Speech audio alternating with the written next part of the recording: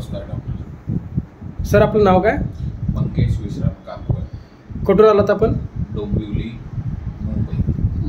काय त्रास होत होता आपल्याला? मला सर कमरेची लादी सरकली होती. हां. त्यामुळं मला चालायला आणि वाकायला आणि कुठे फिरायला वगैरे असा त्रास होत होता. अच्छा. तुम्ही कुठे डॉक्टरांना दाखवलं बाहेर?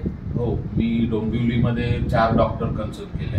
ओके. आणि नंतर मग त्या 4ही डॉक्टरनी मला हे सांगितलं की तुम्ही ऑपरेशन शिवाय तुम्हाला पर्याय नाही.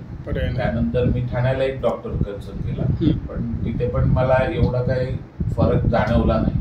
म्हणून मग मी बायकोच्या म्हणजे मिसेसच्या मित्रांच्या ओळखीने मी इथे आलो. इथे पण येत आला.